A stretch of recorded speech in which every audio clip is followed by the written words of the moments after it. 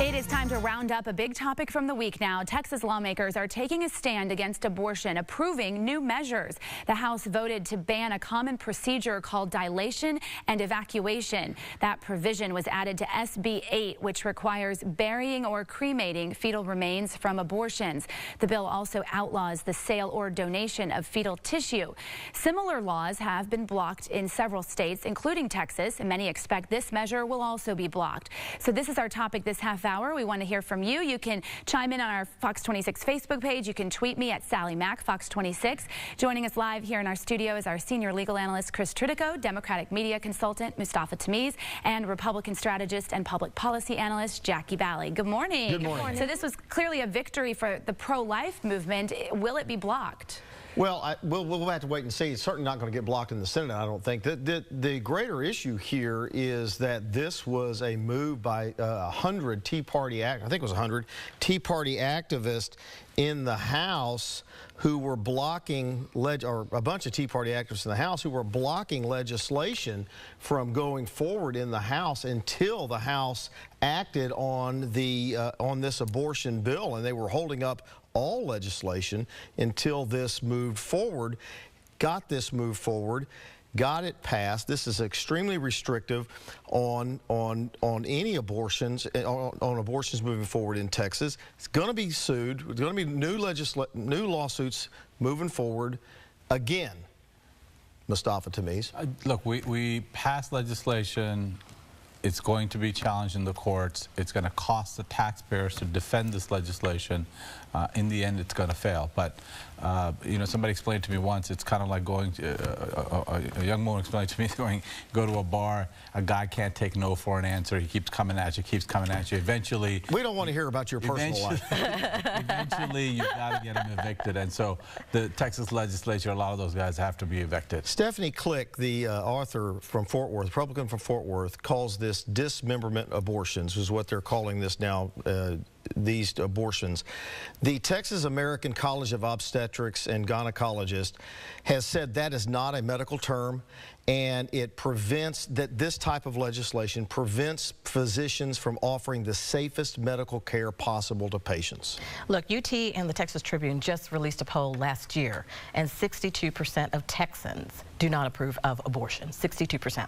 And the only time that number dips is if someone was raped by maybe a sibling, or it's incestuous, or, you know, different factors like that. But 62%. So kudos to our leaders for actually listening to the people who elected them and doing what a majority of Texans want them to do.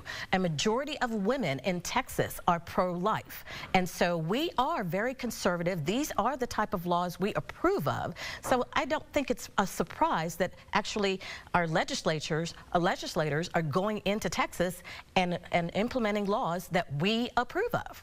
It's another example of courting to the base, right? I mean, it's like SB 4, we saw the same thing.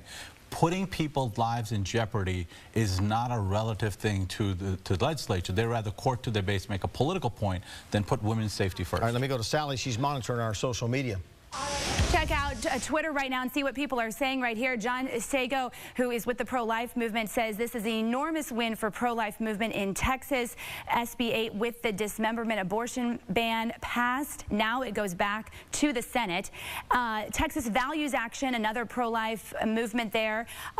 They're cheering the passage of this bill, showing a shot from the legislature yesterday. And then the ACLU says, again, Texas politicians put politics over women's health by passing this onerous and medically unnecessary restrictions on abortion care. So obviously they are against this. So I'm going to go back to that point right there. When you've got the medical community coming out and saying you're fostering terms that are not medical terms, you're putting into law things that make it unsafe to do a constitutionally protected medical procedure, and making women now unsafe. Why is the legislature moving forward on this? It was one group. It was not the medical community, and the medical community actually were in favor of the last abortion bill that we passed, because it said that surgeons had to have a higher standard, and it said the hospitals have to have a higher standard when performing a very dangerous procedure like abortions. And one portion of this law actually is in agreement with federal law, which says partial abortions should not be allowed. That's one section of this is in concurrently with federal law, but not this portion of the law. Do you think the medical community is generally in favor of what Jackie just said? Look, this is tortured way of backing into a position that that is politically viable for extremists in the legislature, rather than trying to do what's best for women's health. And look, frankly, I would much rather have it if they just come out and said, we are pro-life, we're going to pass a pro-life amendment because we believe this is what our constitution we got 30 seconds, but rather than coming out with this tortured way of saying this is for women's safety or women's health. Well, isn't that exactly what they said? But we have been saying that's my issue, that this is under false pretense. This is about political language rather than women's But I safety. think what he's missing is 62% of Texans, Democrats and Republicans. You have people, black people, Hispanics who are strong in their faith, who are very much pro-life in Texas. I haven't seen that study you're You quoting, need to go but I'd like to see that. I'll forward it to you. Okay. Everyone should look at UT, Texas Tribune, pro-life stats. Final thought.